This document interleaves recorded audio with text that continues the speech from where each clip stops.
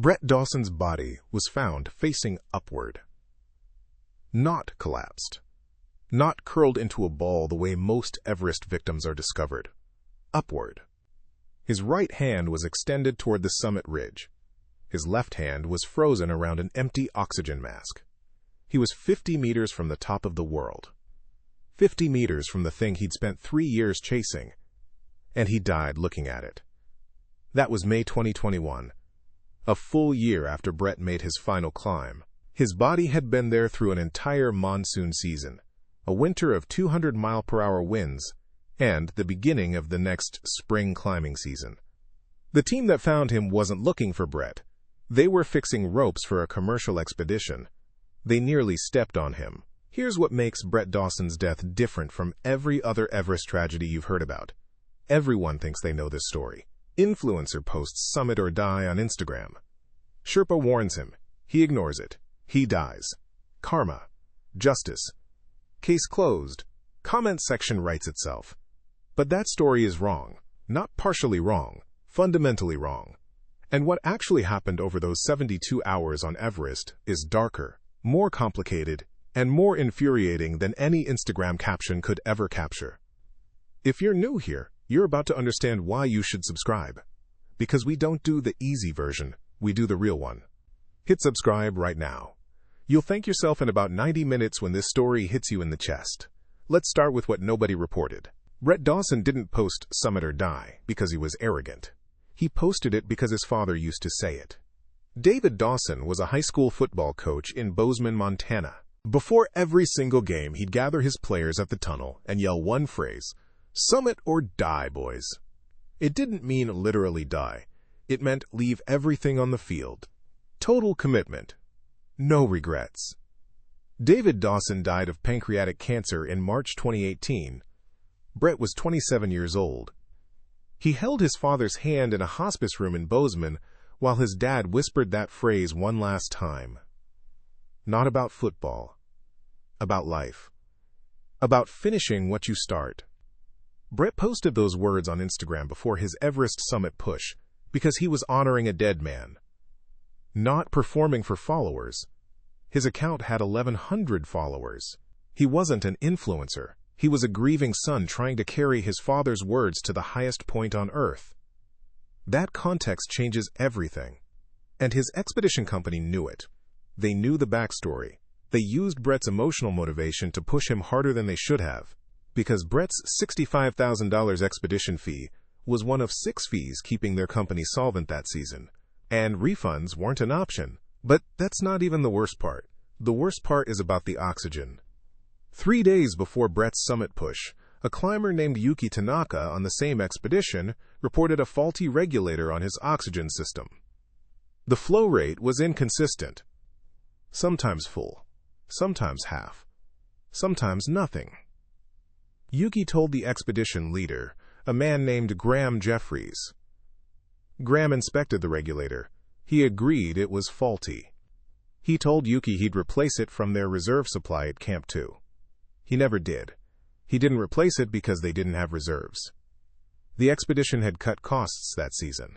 COVID had decimated their bookings in 2020. This was their comeback year. They'd brought the minimum oxygen allocation approved by the Nepal Ministry of Tourism. There were no spares. Graham knew this. His logistics coordinator in Kathmandu knew this. The Sherpas didn't. Yuki Tanaka got a different regulator from a neighboring expedition the next day. He summited successfully. But the faulty regulator wasn't destroyed. It wasn't tagged as defective. It was put back in the equipment cache at Camp 4. And on May 22, 2020, when Brett Dawson clipped into his oxygen system 200 meters below the summit of Everest, there is strong circumstantial evidence that the regulator he was breathing through was the same one Yuki had rejected. Brett didn't run out of oxygen because he climbed too slowly. He didn't run out because he used too much. His oxygen stopped flowing because the equipment was broken before he ever touched it, and the man responsible for that equipment knew it was broken and did nothing. Graham Jeffries has never publicly acknowledged this. The expedition company's official statement said Brett exceeded his oxygen allocation due to slower than expected progress above 8,500 meters. That statement is, at best, incomplete. At worst, It's a lie designed to protect a company from a wrongful death lawsuit. Now you understand why this isn't a simple story about an Instagram post. Now let me tell you about Lakpa Gelsen.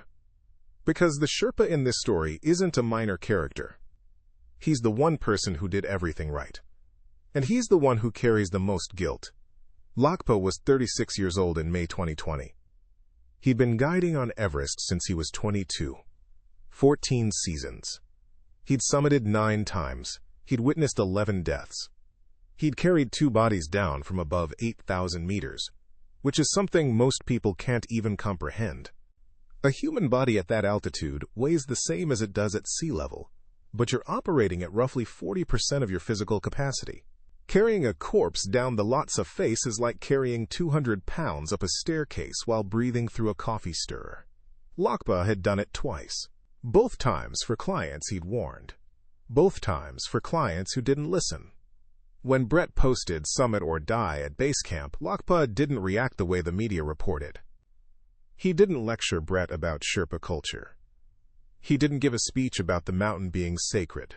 He pulled Brett aside quietly, near the cooking tent, and said something much simpler. He said, "Brother, the mountain hears you." Brett laughed. Not cruelly, nervously. He liked Lakpa. They'd spent 3 weeks together at base camp. They'd shared meals. Brett had shown Lakpa pictures of his daughter. Lakpa had taught Brett 3 words in Nepali. They weren't strangers. They weren't adversaries. But when Lakpa said "the mountain hears you," Brett heard superstition. He didn't hear 14 years of pattern recognition. He didn't hear the voice of a man who had watched arrogance kill people at altitude. He heard folklore. And he responded the way most Western climbers respond to Sherpa wisdom they don't understand. He said, "I appreciate it, man, but I've got this." 4 words. I've got this. The most dangerous sentence in mountaineering. Lakpa didn't push it. That's not what Sherpas do. In Sherpa culture, you warn once, maybe twice, but you don't override a client's autonomy. The Western expedition model puts the client in charge. The Sherpa advises. The client decides. And if the client decides to walk toward death, the Sherpa's job, according to the expedition contract, is to support that decision up to a defined risk threshold. Lakpa's risk threshold was the oxygen. If Brett had functional oxygen, Lakpa would support the summit push. If the oxygen failed, Lakpa would descend. That was the agreement, written into the expedition contract. Signed by Brett, signed by Graham, witnessed by Lakpa. Nobody told Lakpa about the faulty regulator. This is the part that should make you angry.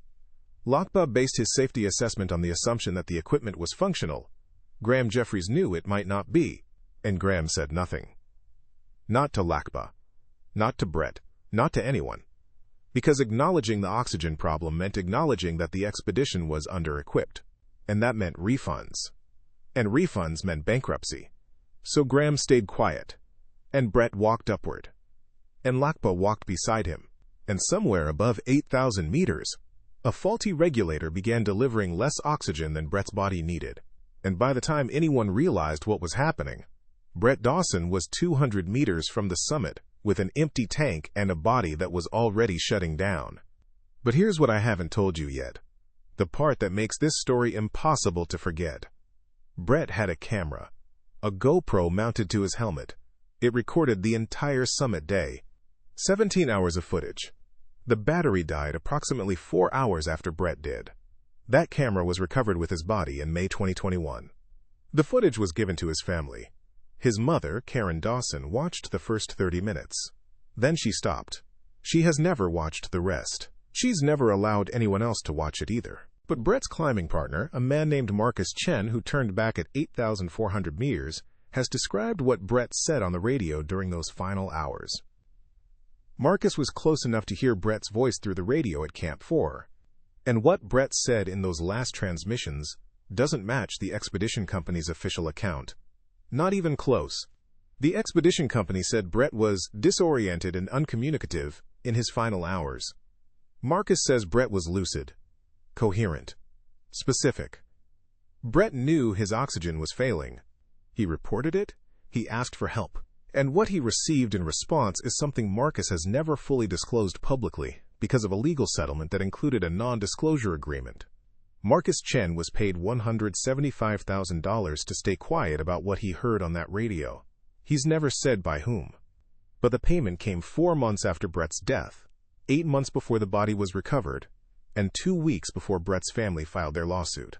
Someone paid Marcus to stop talking before Brett's family even knew what questions to ask. That should disturb you. It should disturb you because it means someone knew the truth was damaging enough to be worth 6 figures of silence. And it should disturb you because Marcus took the money. A man who called Brett his friend. A man who heard Brett dying on the radio. He took the money, and he signed the paper, and he stopped talking. Except he didn't completely stop. In a 2022 interview with a climbing magazine, carefully worded to avoid violating his NDA, Marcus said one sentence that tells you everything. Brett asked for something specific on that radio, and the answer he got is the reason I can't sleep. What did Brett ask for? What answer did he get? And who gave it? Those questions are the center of this story. And by the time we get to the answers, you'll understand why this isn't a story about an Instagram post. This is a story about money, negligence, silence, and a man who died 50 meters from his dream because the people responsible for his safety chose profit over his life. If you're still here, you're the kind of viewer this channel is built for. Subscribe if you haven't. We're just getting started. And what comes next? Brett's life before Everest, the training that made him believe he was ready, and the relationship with his father that put those 3 words on his Instagram will show you exactly who the climbing world lost on that ridge. Because Brett Dawson wasn't a punchline, he wasn't a cautionary meme, he was a father, a son, a man who trained harder than most climbers who've summited successfully, and understanding who he really was makes what happened to him not just tragic, but unforgivable. Chapter 2. The son who couldn't stop climbing, Brett Dawson, grew up in a house where quitting was the only sin. His father, David, coached the Bozeman High School football team for 22 years. 14 conference championships, 3 state titles. Not because he had the best athletes, because he had an absolute bone-deep refusal to let anyone, including himself, give less than everything. Brett was David's only child.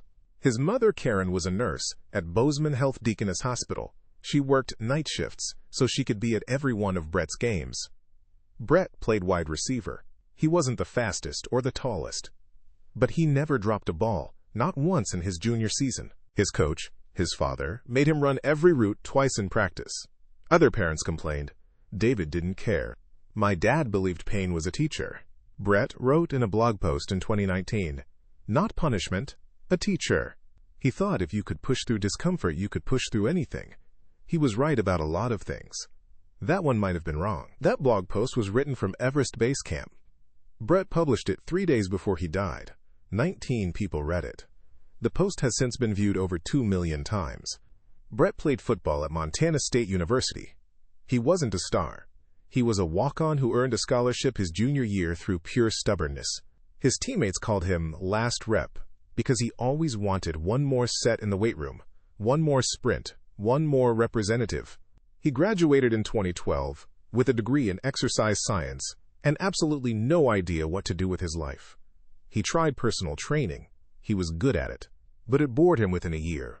He tried coaching at a middle school. He lasted 1 season. He said the parents made him want to scream. He moved to Denver in 2014 and got a job as a fitness coordinator at a corporate wellness company. He was miserable. Then his college roommate took him rock climbing at a gym in Boulder. Brett was 23 years old. He'd never climbed anything taller than a fence. Within 6 months, he was leading outdoor routes in El Dorado Canyon. Within a year, he was planning his first big mountain. Climbing gave Brett what football used to give him: a clear objective, measurable progress, physical suffering with a purpose, and a summit, a single undeniable point where you either made it or you didn't. No judges, no referees, no ambiguity. The mountain didn't care about politics or money or connections. It only cared whether you were strong enough and smart enough to reach the top. Brett summited Mount Rainier in 2016, then Denali in 2017. Both clean ascents, no incidents, good weather, strong performance. His guides on both climbs noted the same thing. Brett was methodical, careful, and unusually willing to listen. He didn't argue with guides. He didn't push beyond recommended pace. He followed every instruction. That detail matters. Because the narrative that Brett was reckless, the story that spread after his death, contradicts everything his previous guides said about him. Brett wasn't a cowboy. He wasn't a thrill-seeker ignoring expert advice. He was a disciplined, trained, careful climber who did exactly what his guides told him to do. Until Everest. Until grief rewired his risk assessment. David Dawson was diagnosed with pancreatic cancer in November 2017. The prognosis was immediate and brutal. Stage 4. Inoperable. 6 months if he was lucky. He lasted 4. Brett moved back to Bozeman. He stopped climbing. He stopped training. He sat in a hospice room and watched his father dissolve. David went from a 220-pound former linebacker to 130 pounds in 3 months. His voice went first. Then his ability to swallow. Then his ability to recognize his own son. On March 14, 2018, Brett was alone with his father when David briefly became lucid. He squeezed Brett's hand. He whispered something. Brett leaned in. David said, "Summit or die, son." Then he closed his eyes. He died 11 hours later. Brett later told his girlfriend, a woman named Rachel Torres, that he felt his father had given him a final mission. Not Everest specifically, but something enormous. Something that required the kind of total commitment David had preached his entire life. He didn't start planning Everest the day his dad died, Rachel said in a 2021 interview. But something shifted. He went from a guy who climbed because he loved it, to a guy who climbed because he had to prove something.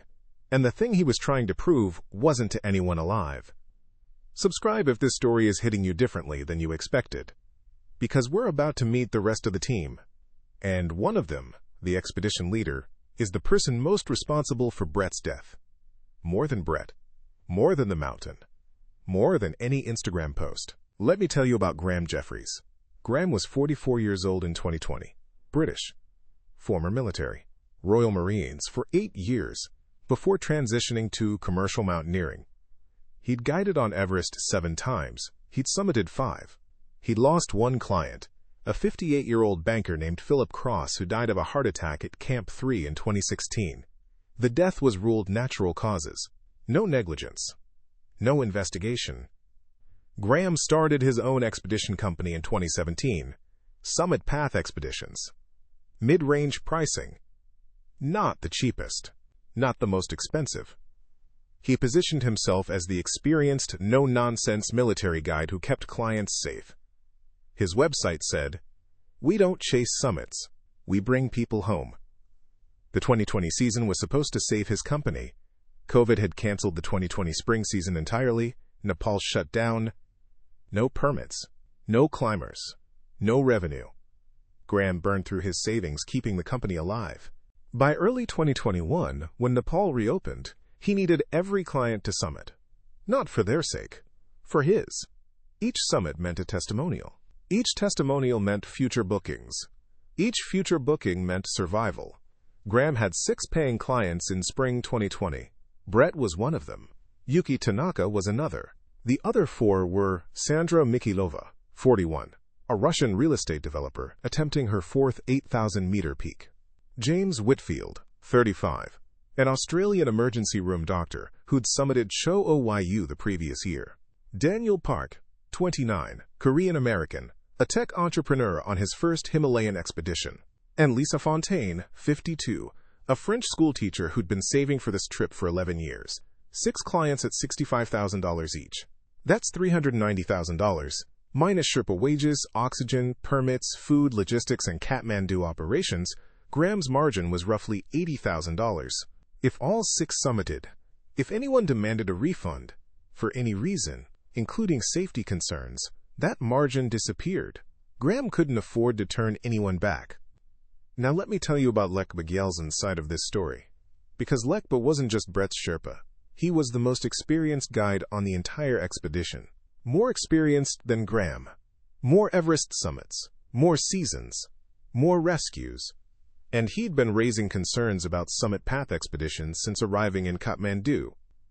Lakpa was assigned to Brett specifically because Brett was the least experienced member of the team. Daniel Park had never been above 6,000 meters, but he'd hired a personal Sherpa in addition to the expedition Sherpa. Brett had only the expedition support. Lakpa was that support. Lakpa liked Brett.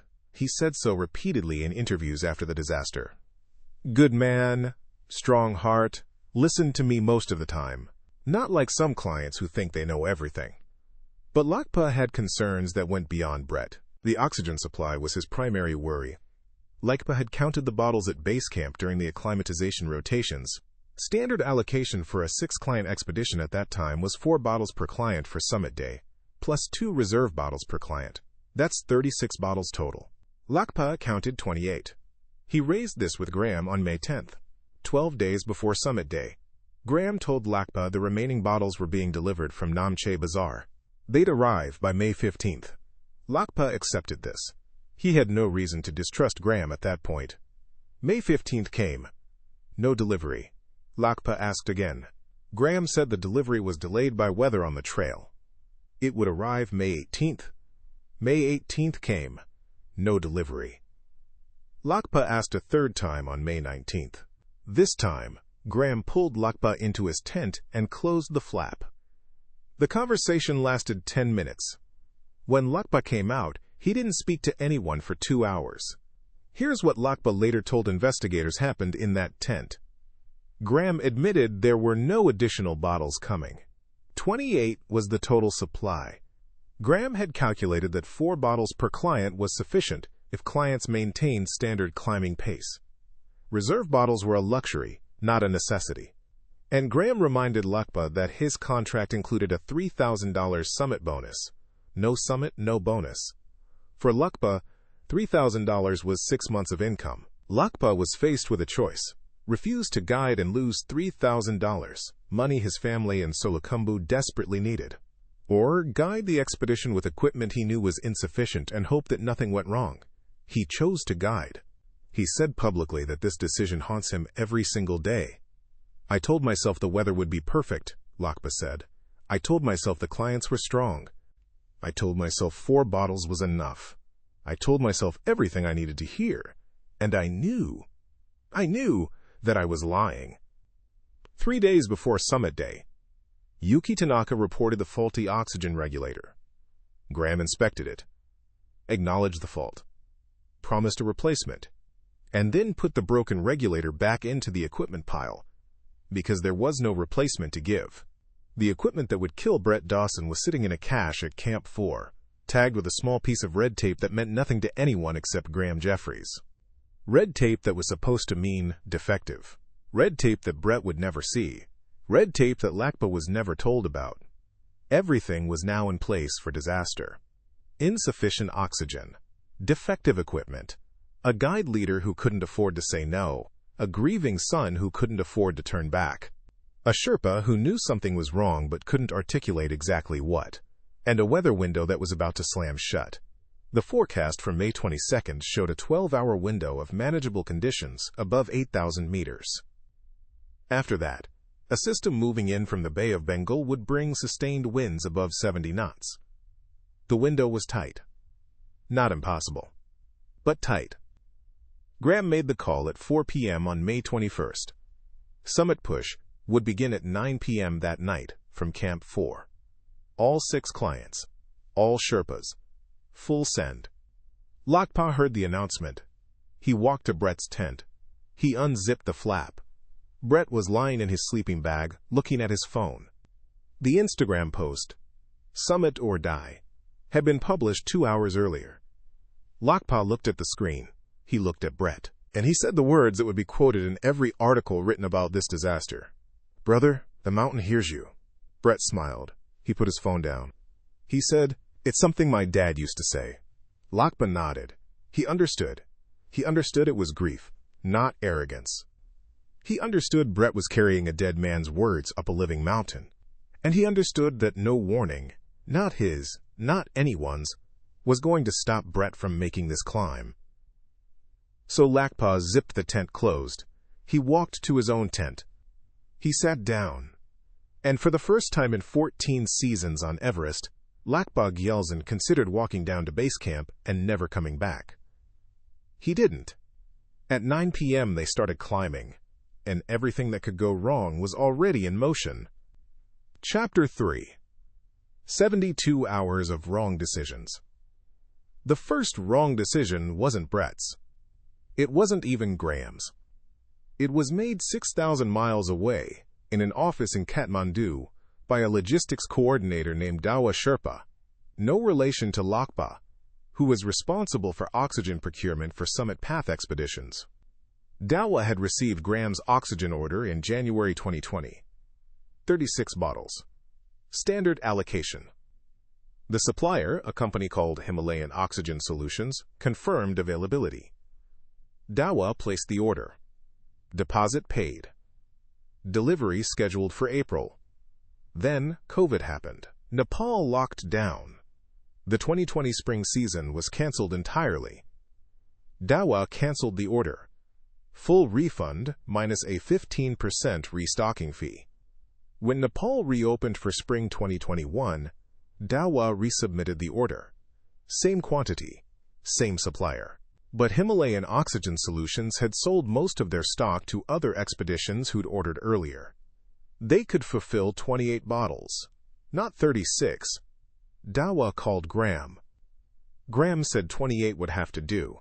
He'd adjust the allocation. He adjusted it by eliminating reserves, not by reducing the client count, not by partnering with another expedition for shared oxygen support, not by being transparent with his clients about the reduced supply. He simply removed the safety margin and told no one. That was wrong decision number 1.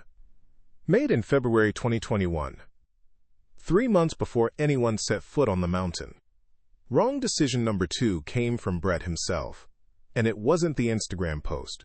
Brett's training for Everest was impressive by any recreational standard. He'd worked with a mountaineering-specific trainer in Denver for 18 months. He'd done altitude simulation. He'd climbed in the Andes, Aconcagua, which is the highest peak outside Asia, reaching 6,961 meters. He'd summited it in January 2020, just before the world shut down. But Aconcagua is not Everest. The death zone, above 8,000 meters, is a physiological environment that cannot be simulated. No amount of altitude training prepares your body for the reality of functioning at roughly 1/3 normal oxygen levels. Brett knew this intellectually. He'd read the books. He'd watched the documentaries. He understood the theory. What Brett didn't do was hire a personal high-altitude Sherpa. This is industry standard for climbers with Brett's experience level. Denali and Aconcagua are impressive peaks, but they don't prepare you for the specific demands of Everest above Camp 3. A personal Sherpa, separate from the expedition Sherpa, provides one-on-one support, monitoring oxygen flow, checking pace, making independent summit or turn-back decisions based solely on the client's condition, not on the expedition leader's financial pressures.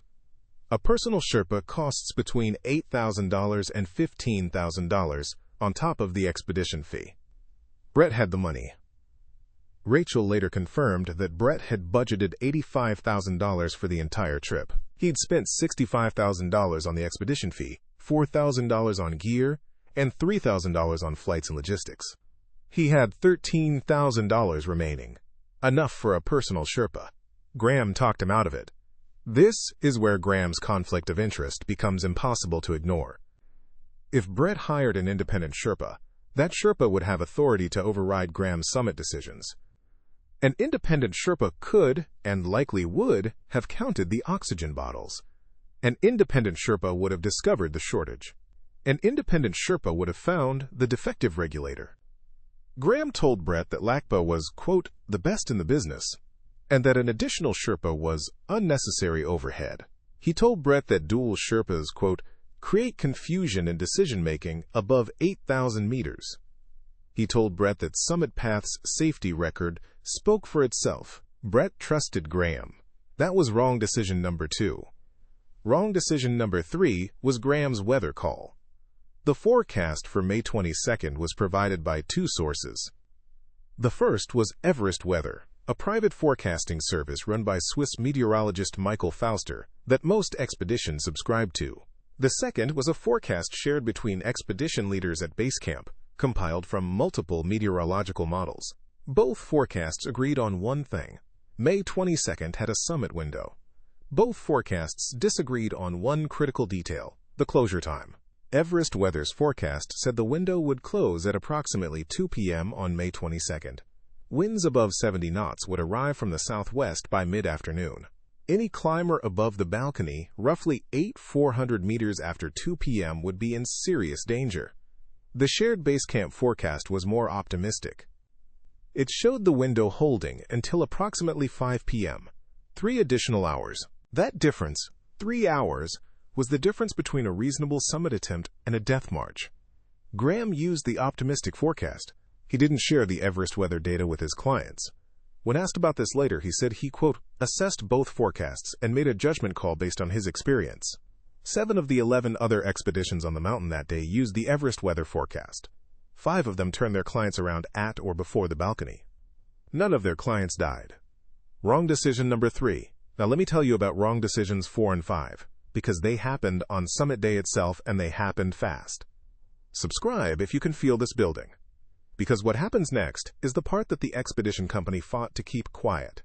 And it involves a radio conversation that Marcus Chen, Brett's climbing partner, has never been allowed to repeat.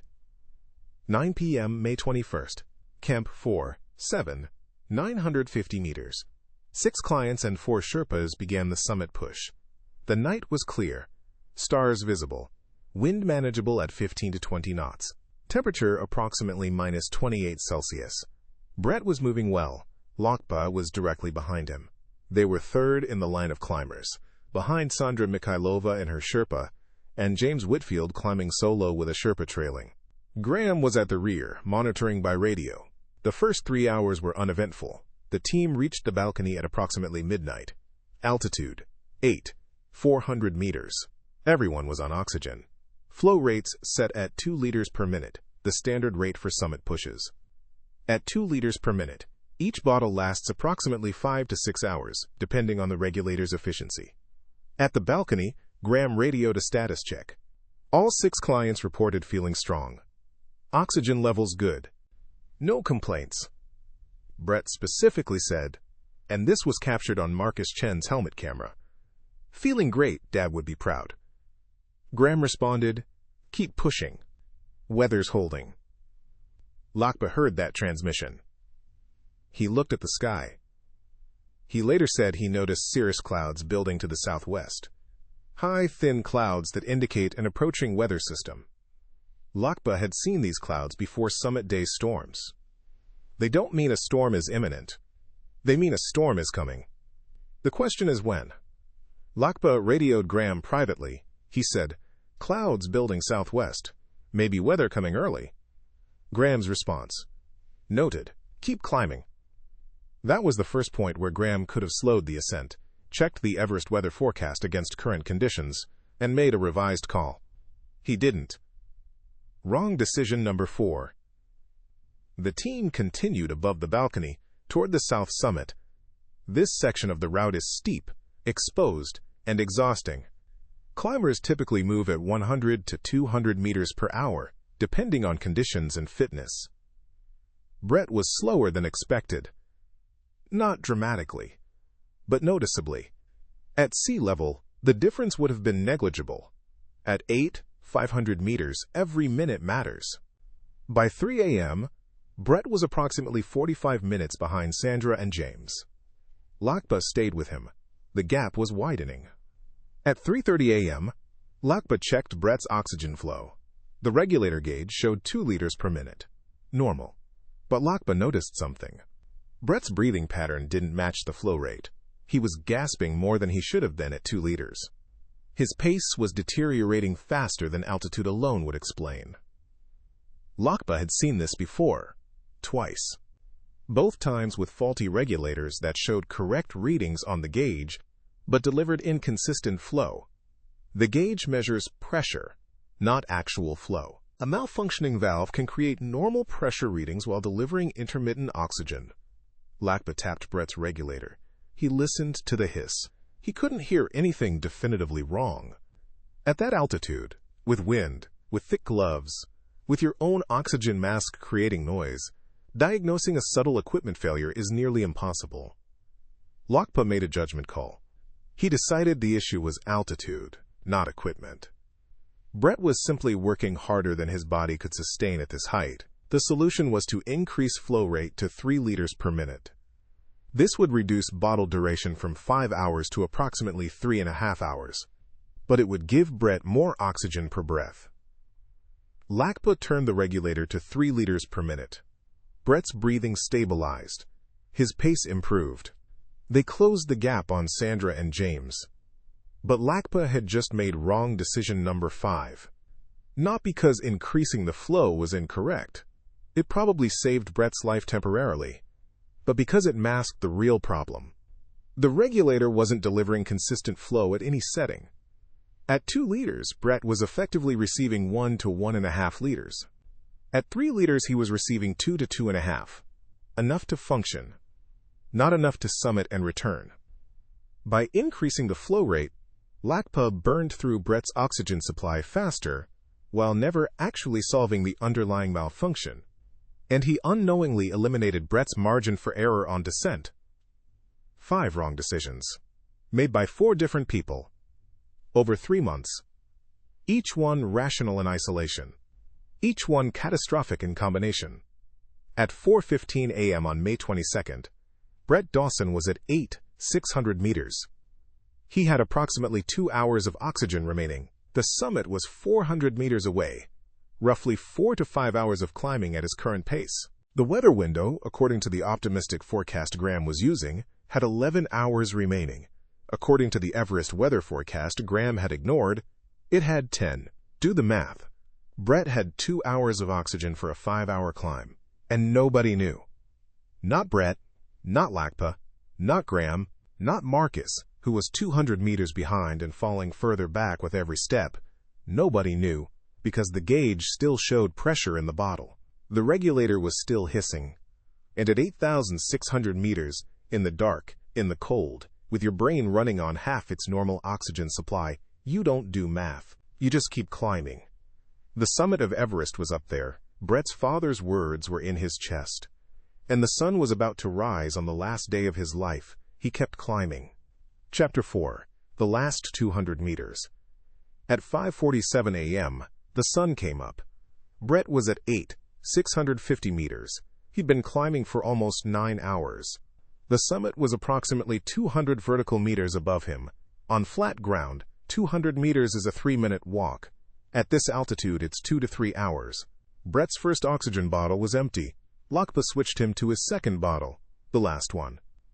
At 3 liters per minute, this bottle would last approximately 3.5 hours. More than enough for the summit push and the initial descent to the balcony, where cached oxygen was waiting. In theory. But this was the bottle. The one with the red tape that nobody told Lakpa about. The one Yuki Tanaka had rejected 3 days earlier. The one Graham put back in the cache. For the first 20 minutes, the bottle performed normally. Brett was moving steadily toward the south summit. He radioed Graham at 6:05 a.m. "South summit in sight. Feeling strong. Tell Mom I'm almost there."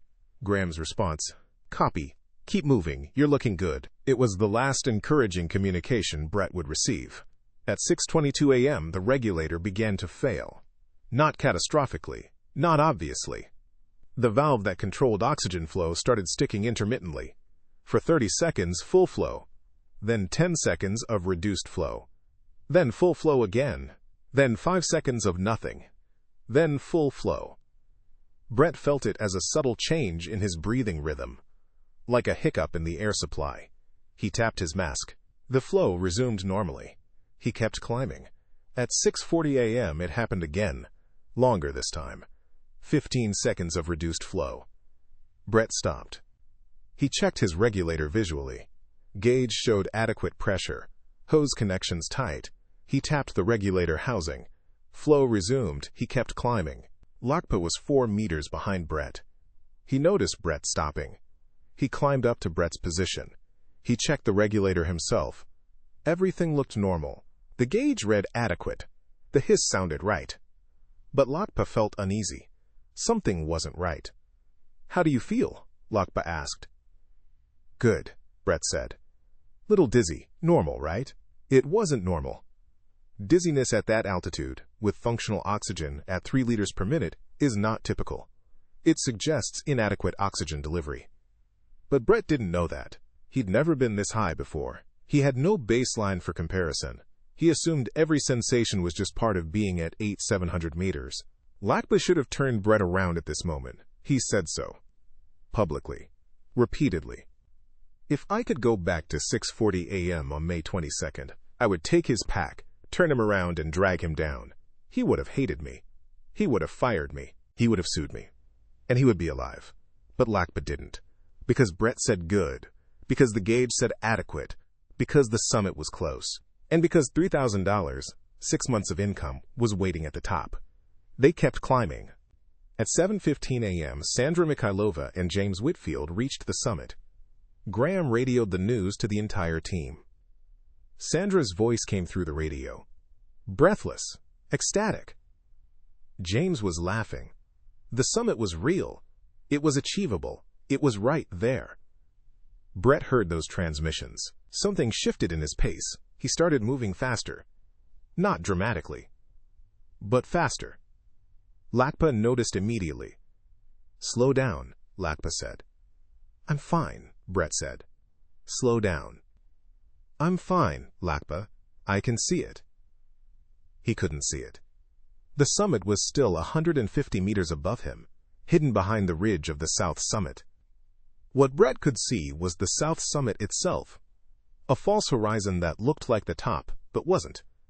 This is one of the cruelest features of Everest. You think you're there. You're not. You still have the Hillary Step and the final ridge ahead of you. At 7:50 a.m., Brett reached the south summit. He stood on the narrow ridge and looked up. The true summit was visible now. 150 meters away. Maybe 90 minutes of climbing. Close enough to touch with his eyes. And then his oxygen stopped. Not reduced. Not intermittent. Stopped. The regulator valve seized completely. One moment Brett was breathing supplemental oxygen. The next, he was breathing ambient air at 750 meters. Air that contains roughly 1/3 the oxygen of sea level. The effect was immediate, not gradual. Immediate. Brett staggered. His vision narrowed. His legs buckled. He dropped to one knee on the ridge, a ridge that was less than 2 feet wide with a 1,000-meter drop on either side. Lakpa lunged forward and grabbed Brett's harness. He pulled Brett back from the edge. Brett was gasping, hyperventilating. His body was screaming for oxygen that wasn't coming. Lakpa ripped Brett's mask off. He checked the regulator. No flow. He shook the bottle. It felt light but not empty. He opened the valve fully. Nothing. He closed it and opened it again. A brief hiss. Then nothing. The regulator was dead. Lakpa had one option. Give Brett his own oxygen. Which he did. Immediately. Without hesitation. He pulled his own mask off, disconnected his regulator from his bottle, connected it to Brett's face. Flow resumed. Brett's breathing stabilized. But now Lakpa was without supplemental oxygen at 750 meters. A Sherpa's physiology is better adapted to altitude than a Westerner's. But 750 meters without oxygen is dangerous for anyone. Lakpa had maybe 90 minutes of useful function before his own body would begin to deteriorate. 90 minutes. And they were at least 3 hours from the nearest cached oxygen at the balcony. Lakpa radioed Graham. The transmission, later obtained through the legal discovery process, went like this. Lakpa. Graham, Brett's oxygen failed. I gave him mine. We need bottles. Send someone up. Graham. Copy. Where are you? Lakpa. South Summit. He needs to go down now. Graham. How's he feeling? Can he continue? There was a 6-second pause. Lakpa later said that pause contained the most important silence of his life. Because Graham didn't say, bring him down. He asked if Brett could continue. With Lakpa's oxygen. To the summit. Lakpa, no, we go down. Graham, copy. Bring him to balcony. I'll have oxygen waiting. Now here's where Marcus Chen enters the critical timeline. Marcus was at approximately 500 meters when this radio exchange happened. He heard every word through his own radio. He was climbing slowly. He'd been battling nausea for 2 hours and had already decided he was turning back. He would reach the balcony on his descent at roughly the same time Lakpa and Brett would arrive from above. But Marcus heard something else, something that happened on a different radio channel.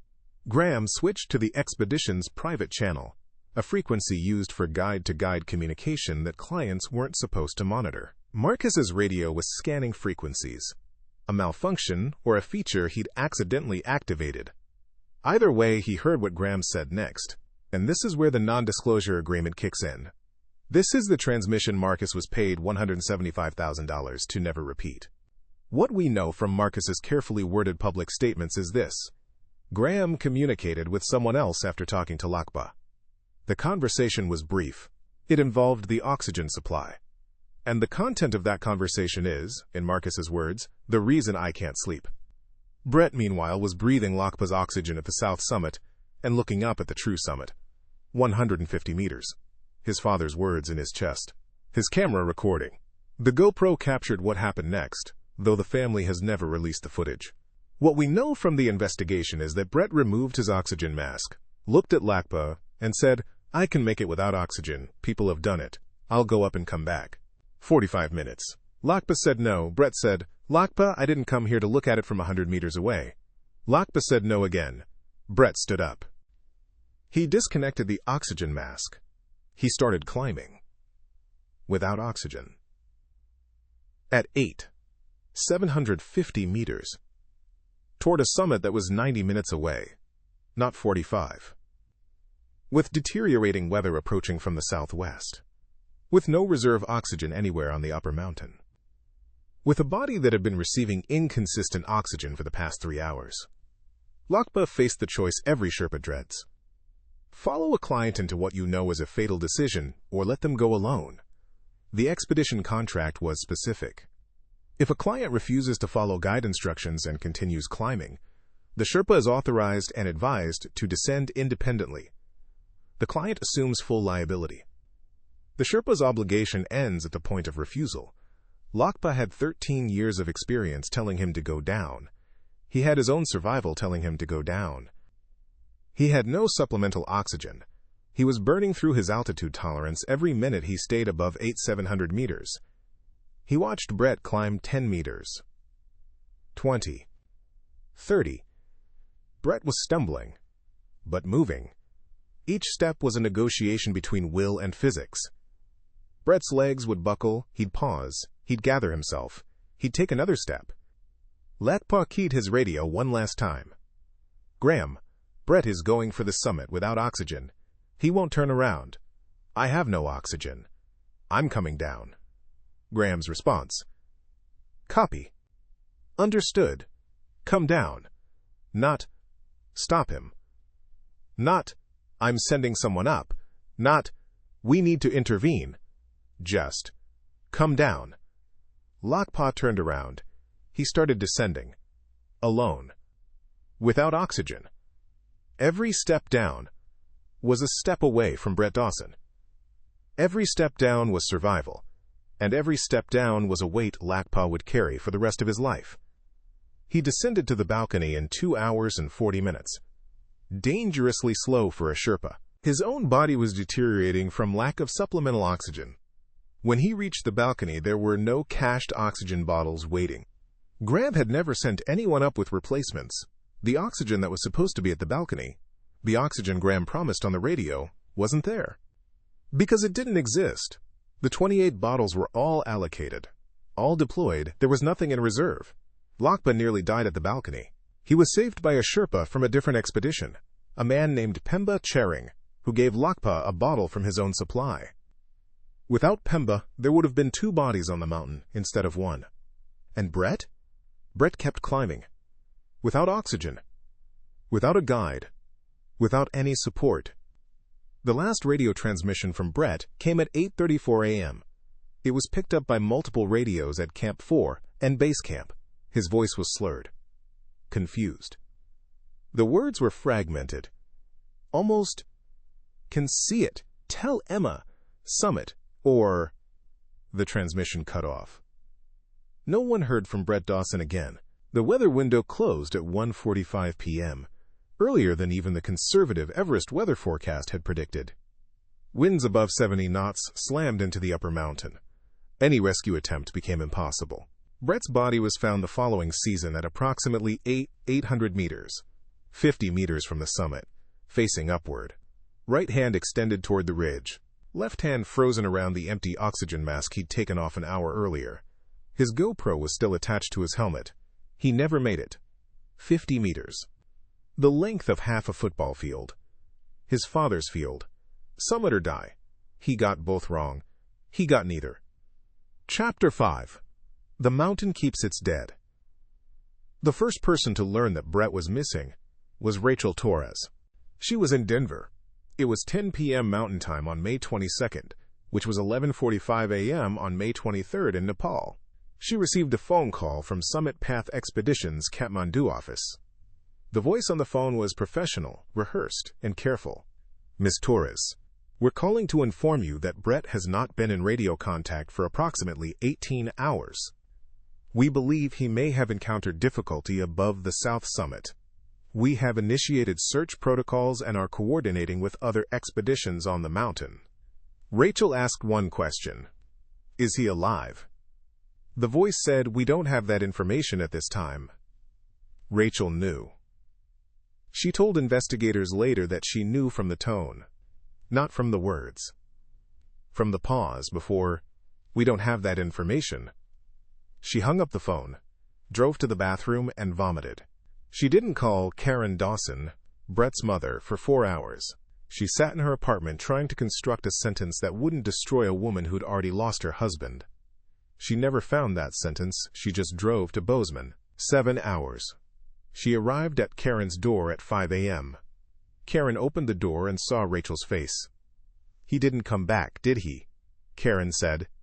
It wasn't a question. Subscribe if you haven't already. Because this story goes deeper than Brett's death. What happened in the weeks and months after, the investigation, the lies, the money, the silence, is the part the climbing world doesn't want you to hear. Summit Path Expeditions released their first public statement on May 25th, 3 days after Brett's last radio contact. The statement was 67 words long. It said, "With deep sadness, Summit Path Expeditions confirms that client Brett Dawson, age 31, of Bozeman, Montana, has been unreachable since May 22nd during a summit attempt on Mount Everest. Despite extensive search efforts, Mr. Dawson has not been located. We believe Mr. Dawson perished due to exposure and altitude-related complications.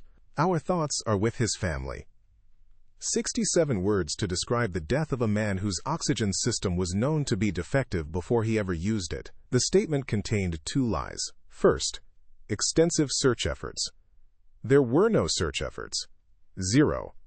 No one went above the balcony to look for Brett. Graham claimed conditions prevented a search. The weather did deteriorate on May 23rd, but May 24th was clear. Multiple expeditions sent climbers above the South Summit on May 24th. None of them were looking for Brett. Graham didn't ask any of them to look. Second, altitude-related complications. This framing implies that Brett's death was a natural consequence of climbing at extreme altitude, that his body simply failed. It omits the faulty oxygen regulator. It omits the insufficient supply. It omits the ignored weather forecast. It frames a preventable death as an unavoidable one. Karen Dawson read the statement on Summit Path's website. She read it 3 times. Then she called a lawyer. The lawyer was Thomas Brennan, a Denver-based attorney who had previously represented the family of a climber who died on Denali due to guide negligence. Brennan had won a $2.1 million settlement in that case. He agreed to take Karen's case on contingency. Brennan's first move was to request all expedition communications, contracts, and equipment logs from Summit Path Expeditions. Graham Jeffries, through his company's attorney, refused, citing operational confidentiality and, quote, client privacy protections. Brennan filed a formal discovery request. The court granted it, and what emerged from those documents over the next 8 months would dismantle every claim Summit Path had made. The documents revealed 4 things that Graham had concealed. First, the oxygen shortage. Internal emails between Graham and Dawa in Kathmandu confirmed that Graham knew the expedition was 8 bottles short of standard allocation. An email dated March 4, 2021 from Graham to Dawa read, 28 will have to work. Cut reserves, not client supply. Nobody will notice if nothing goes wrong. If nothing goes wrong. That phrase appeared in 3 separate emails. Graham's entire safety strategy was predicated on nothing going wrong. On a mountain where things go wrong every single year. Second, the defective regulator, Yuki Tanaka, provided a written statement confirming that he reported the faulty regulator to Graham on May 19. Yuki's statement included a detail that Graham had never disclosed. After inspecting the regulator, Graham marked it with red tape. Yuki assumed this meant it was being taken out of service. He didn't know it was put back in the equipment cache. The red tape was still on the regulator when the cache was inventoried after the season. Bottle number 17. Brett's second bottle. Red tape on the regulator housing. Matching Yuki's description exactly. Third, the weather forecast suppression. Brennan obtained Graham's expedition email account through court order. The Everest weather forecast for May 22nd, the one showing a 2 p.m. window closure, was delivered to Graham's inbox at 3:47 a.m. on May 21st. Graham opened the email at 4:12 a.m. He never forwarded it to his clients or Sherpas. At 4 p.m. that day, when he announced the summit push, he referenced only the more optimistic shared Basecamp forecast. When confronted with this evidence during a deposition, Graham said, "I used my professional judgment to assess the weather data. I determined that the conditions were manageable within our planned timeline." Brennan's response: "Your planned timeline had clients above the South Summit until 8:34 a.m. Your own weather data said the window closed at 2 p.m. You were within that window, but with zero margin for the delays that actually occurred, including the oxygen failure that you knew was possible because you knew the equipment was defective." Graham's attorney objected. Graham did not answer. Fourth, the Marcus Chen payment. Bank records obtained through discovery showed a wire transfer of $175,000 from a company called Alpine Risk Solutions to Marcus Chen's personal account. Alpine Risk Solutions was a liability consulting firm retained by Summit Path Expeditions, insurance carrier. The payment was made on September 14, 2021, 4 months after Brett's death, 2 weeks before Karen filed her lawsuit. The payment was accompanied by a non-disclosure agreement. Marcus signed it. The NDA specifically prohibited Marcus from disclosing, quote, "any communications, observations, or information obtained during the Summit Path Expedition's Everest 2021 spring season, including but not limited to radio transmissions, equipment conditions, guide decisions, and client interactions above Basecamp." The NDA was comprehensive. It covered everything, and it was signed before Karen Dawson even knew there were questions to ask. Brennan couldn't break the NDA in court. The payment was legal. The agreement was enforceable. Marcus's testimony was effectively sealed. Whatever Marcus heard on that private radio channel, whatever Graham said after telling Lakpa to come down, remained locked behind a 6-figure wall of silence.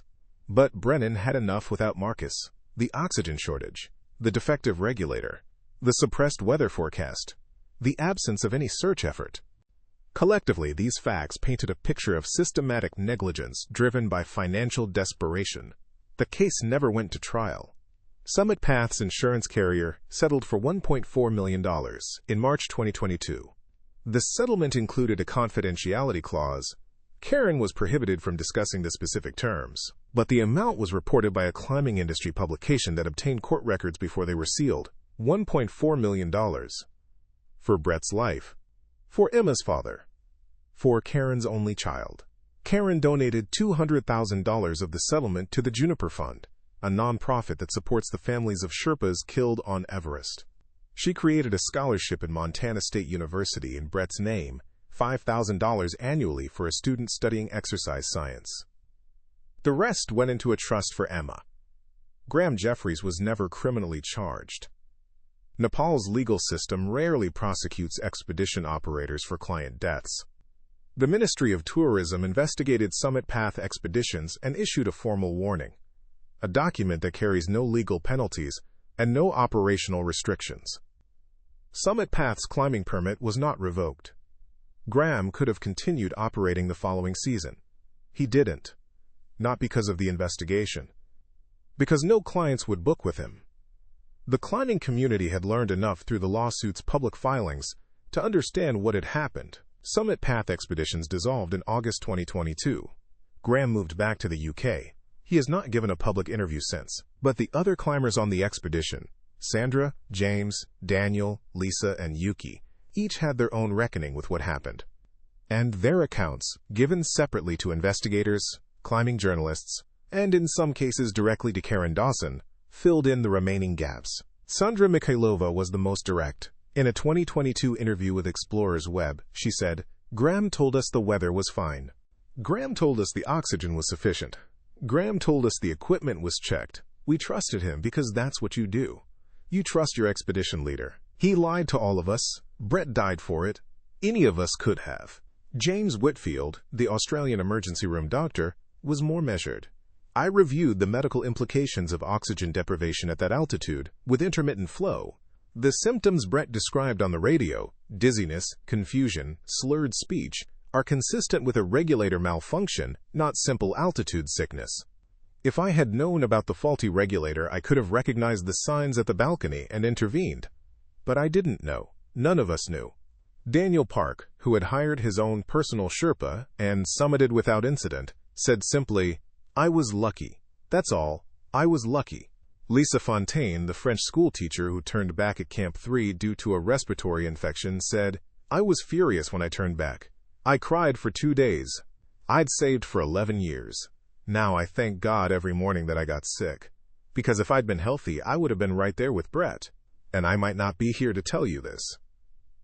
And Yuki Tanaka, whose rejected regulator ended up on Brett's bottle, carries his own weight. "I think about it every day," he told a Japanese climbing magazine.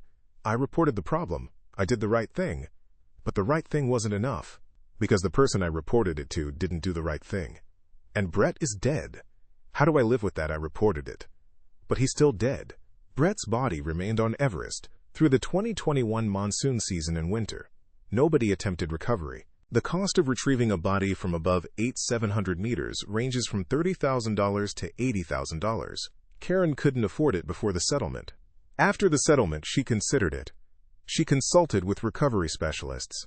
She was told the operation would risk the lives of the Sherpas who attempted it. 4 to 6 Sherpas would need to spend extended time above 8,500 meters.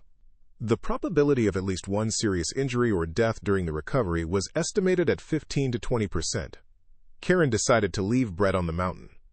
"I can't ask someone else to die to bring my son home," she said. Brett would never forgive me for that. Chapter 6. What the camera saw. Brett's GoPro was recovered in May 2021 by the rope-fixing team that found his body. The camera was attached to his helmet. The helmet was still on his head. The camera had a protective housing that shielded it from moisture and cold. When the recovery team brought it to base camp and charged the battery, the camera turned on. 17 hours of footage. From the 9 p.m. departure from Camp 4 to approximately 12:30 p.m. on May 22nd, roughly 4 hours after Brett's last radio transmission. The camera's battery died on its own. Brett had not turned it off. The footage was given to Karen Dawson by Summit Path Expeditions as part of the personal effects return. Graham Jeffries did not view the footage before returning it. He later claimed he, quote, "didn't feel it was appropriate to review a deceased client's personal recordings." Brennan, Karen's attorney, believed Graham was afraid of what the footage contained. Karen watched 30 minutes. She started from the beginning, the departure from Camp 4. She watched Brett check his gear. She watched him hug Lakpa. She watched him look up at the stars and say quietly, "Coming, Dad." She stopped watching at the 30-minute mark. She has never said publicly what she saw at that point that made her stop. She has never allowed anyone else to view the complete footage. The camera and its memory card are in a safe deposit box at a bank in Bozeman. But fragments of information about the footage have emerged through 3 sources. The first source is Lakpa Gyalzin. During the investigation, Lakpa was asked about specific moments on summit day. His answers sometimes referenced things he couldn't have seen from his position behind Brett, details that investigators believe came from viewing portions of the footage. Lakpa has never confirmed or denied watching the footage. But his level of detail about Brett's facial expressions and body language in certain moments suggests he saw at least some of it. The second source is Thomas Brennan, Karen's attorney. Brennan reviewed the footage as part of the lawsuit preparation. He was bound by attorney-client privilege regarding specifics. But in a 2023 legal conference presentation about expedition liability, Brennan made general references to, quote, audio-visual evidence that contradicted the expedition leader's account of the client's condition and communications during the summit attempt.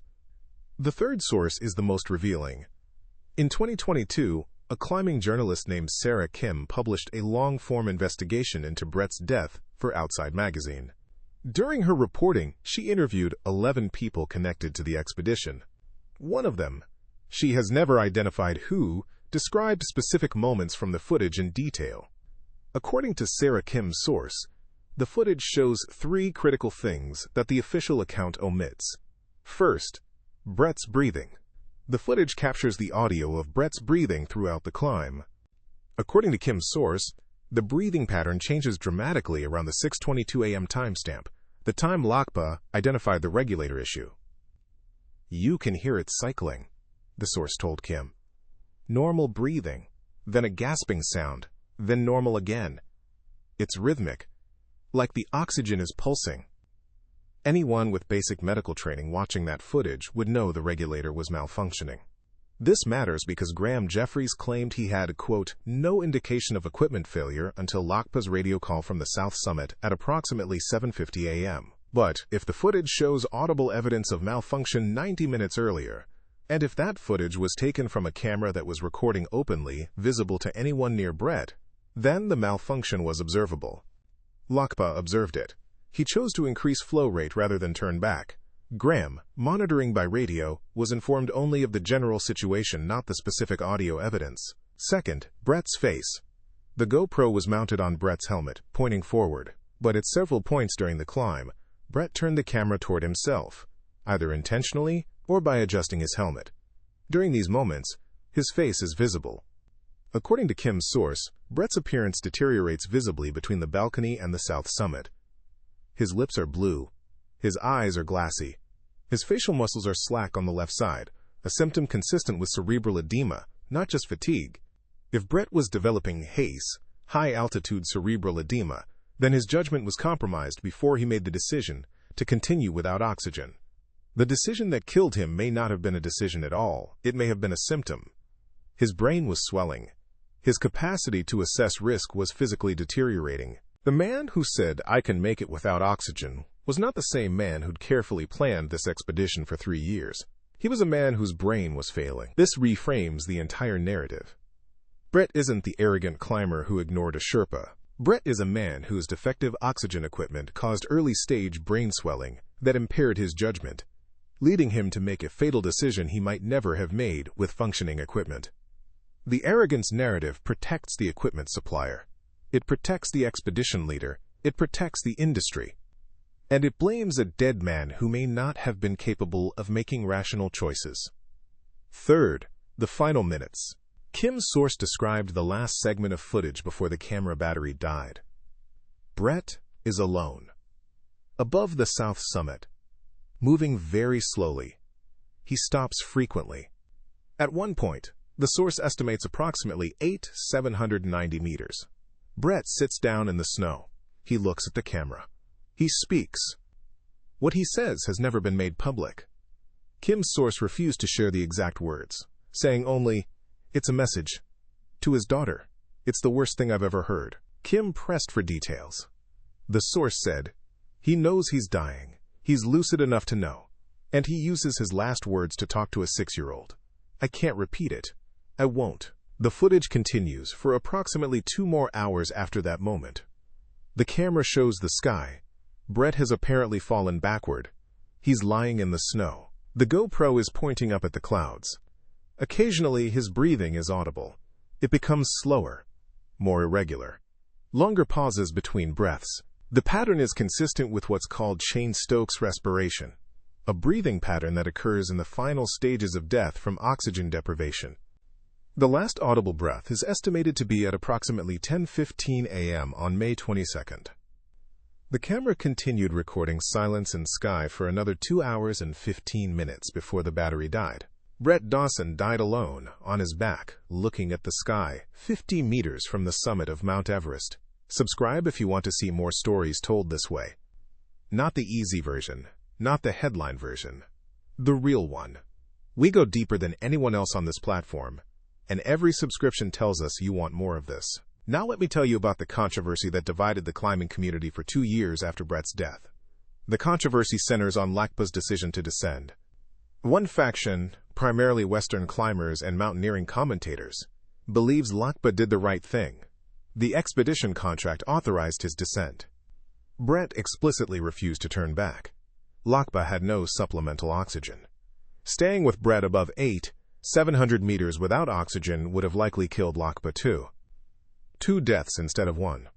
The other faction, primarily within the Sherpa community and among expedition critics, believes Lakpa should have physically prevented Brett from continuing.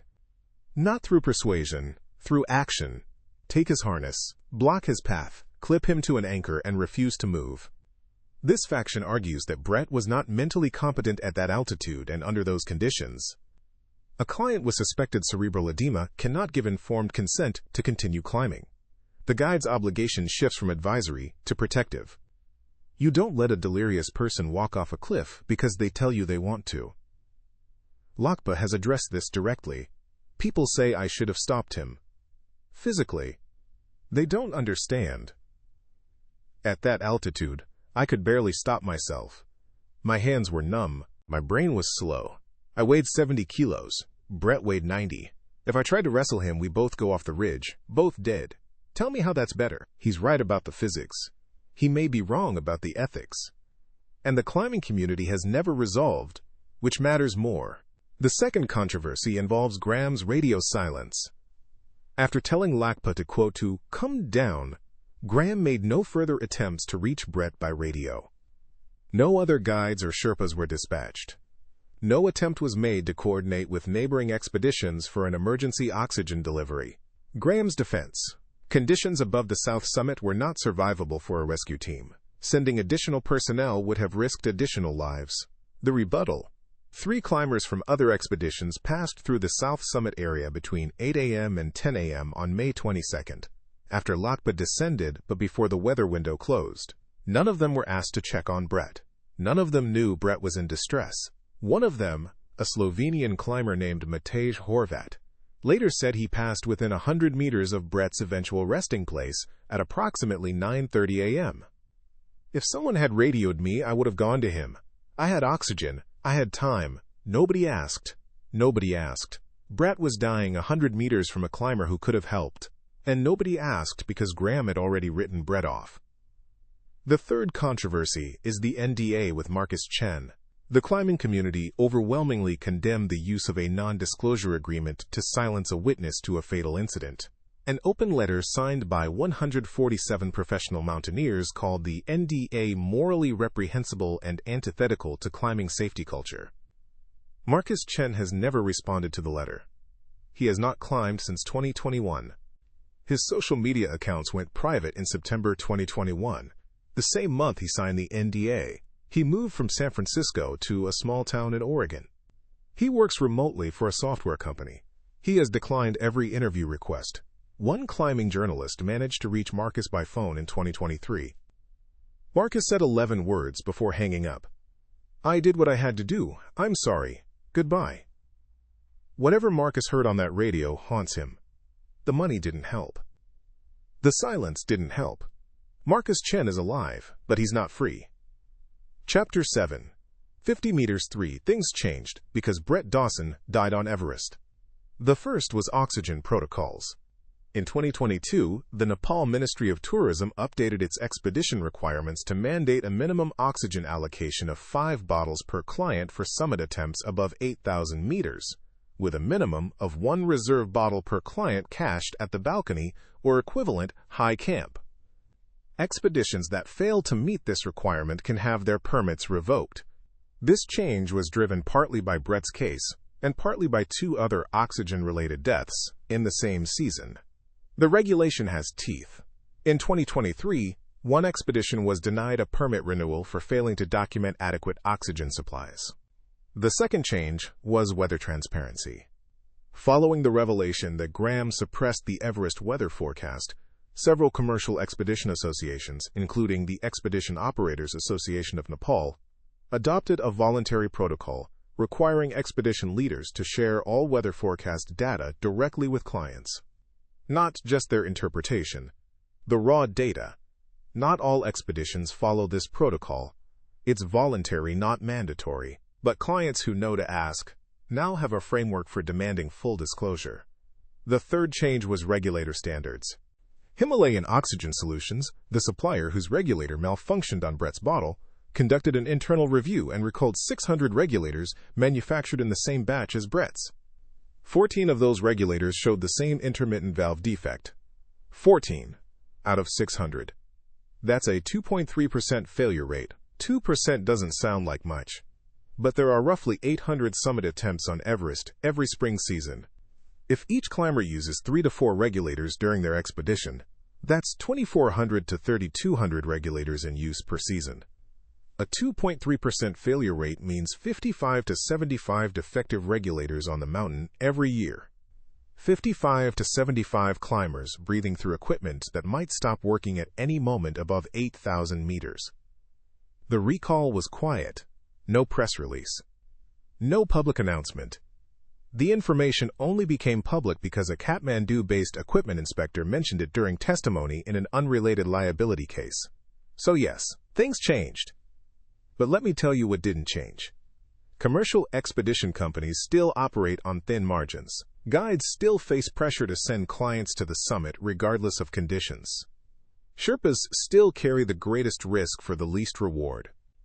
NDAs are still used to silence witnesses. And climbers still arrive at Everest Base Camp with Instagram captions and dreams, an absolute certainty that the warnings don't apply to them.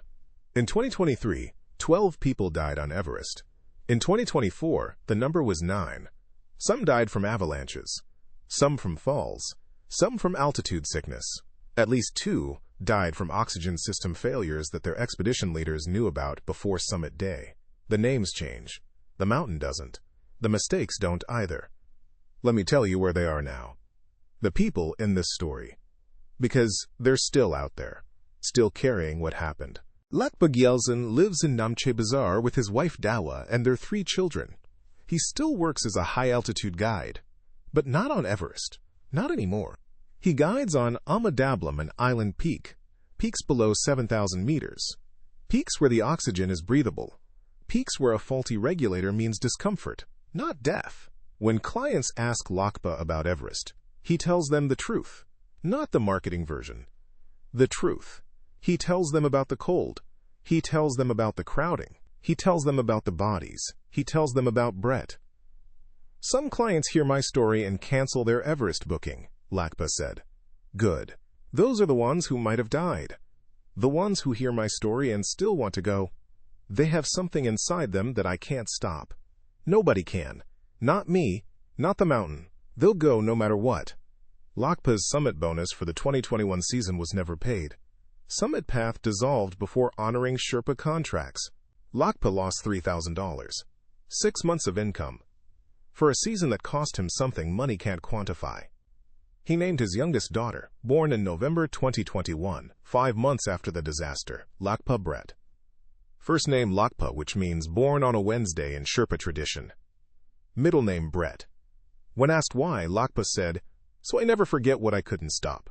Marcus Chen lives alone in a town of 4,000 people in Central Oregon. He doesn't climb, he doesn't hike. His apartment has no pictures of mountains. Former friends from the climbing community say he's unrecognizable from the person he was before Everest. He lost 20 pounds. He doesn't sleep well. He drinks more than he should. The NDA expires in 2031, 10 years from signing. Marcus will be 45. Whether he'll speak then, whether there's anything left of the Marcus Chen who heard that radio transmission, nobody knows. But in his one public interview, the 2022 Climbing Magazine piece, Marcus said something that has stayed with every person who read it. Brett asked for something specific on that radio, and the answer he got is the reason I can't sleep. Subscribe. Seriously, if you've made it this far, you're one of us. You want the full story, you want the truth, you want the details that other channels skip. We have 3 more documentaries like this one coming in the next month. Each one goes deeper than the one before. Subscribe and hit the bell so you don't miss them. Graham Jeffries lives in Bristol, England. He manages an outdoor equipment retail store. He has not applied for an expedition permit in any country since 2022. He has not given an interview. He has not responded to any of the 147 signatories of the open letter condemning his use of an NDA. He has not contacted Brett Dawson. His LinkedIn profile still lists expedition leader as his primary profession. It has not been updated since 2021. Sandra Mikhailova summited K2 in 2023. She switched to a different expedition company, one with transparent oxygen protocols and mandatory weather data sharing. She told a journalist, "I vet my expedition leaders now the way I vet my business partners. I check their insurance, I check their safety record. I check their oxygen inventory personally. I count every bottle. Brett taught me that." James Whitfield returned to emergency medicine in Melbourne. He hasn't climbed above 6,000 meters since Everest. He volunteers with a climbing safety organization that provides free medical consultations to expedition teams in Nepal. He does this in Brett's name. He's never met Brett Dawson. He writes her a letter every year on May 22nd. She's never responded. He keeps writing. Daniel Park sold his tech company in 2022 for an undisclosed amount. He used part of the proceeds to fund a Sherpa welfare program that provides life insurance, education scholarships, and medical care for high-altitude workers, families. The program is called the Summit Responsibility Initiative. It operates in the Khumbu Valley. Lakpa Gyaltsen's children are beneficiaries. Lisa Fontaine went back to teaching in Lyon. She never returned to the Himalayas. She kept the trek to base camp photos on her classroom wall. When students ask about Everest, she tells them about Brett. She tells them about the Instagram post and what it really meant. She tells them about a father and a son in 3 words that weren't about arrogance. They were about love. They were about grief. And they became the headline because the real story, defective equipment, financial pressure, suppressed forecasts, and purchased silence, is too complicated for a caption. And Brett Dawson, Brett's mother, she's 63 now. She lives in the same house in Bozeman where Brett grew up. David's football trophies are still in the den. Brett's climbing photos are in the hallway. Emma's bedroom is across from what used to be Brett's room. Emma is 11 years old. She doesn't talk about her father with strangers. She doesn't talk about mountains. She has the purple crayon drawing, the stick figure with "Come home, Daddy," in a frame on her desk. Karen says Emma looks at it every night before bed. She doesn't cry anymore. She just looks. Karen still hasn't watched the rest of the GoPro footage. 17 hours of her son's last day. His voice. His breathing. His final message to Emma. It's in a safe deposit box 3 miles from her house. She drives past the bank every day. "I'll watch it someday," Karen told a journalist in 2023. "When I'm ready. When Emma's ready. When someone can tell me there's a reason to watch it that isn't just pain." Nobody has given her that reason. Brett Dawson's body is on Everest. At 800 meters, 50 meters from the summit. He's still facing upward. His right hand is still extended. Climbers pass him every spring season. Most don't know who he is. They see a dark shape in the snow. They step around it. They keep climbing. Some of them have Instagram accounts. Some of them post captions before their summit push. Some of them are carrying their own grief, their own dead fathers. Words. Their own need to prove something to someone who can't hear them anymore. And some of them will die on that mountain. Not because they're arrogant. Not because they're stupid. Not because they ignored a warning. But because somewhere behind them, beneath them, around them, someone is making a decision that prioritizes money over safety. Someone is hiding a defective regulator. Someone is deleting a weather forecast. Someone is staying quiet when speaking up would cost them something.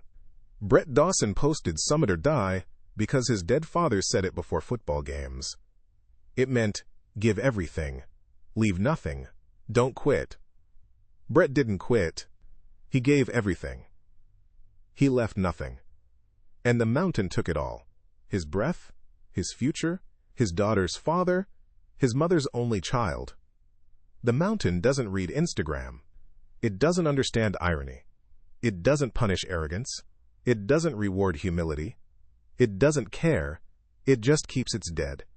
And 50 meters from the top of the world, Brett Dawson is still climbing.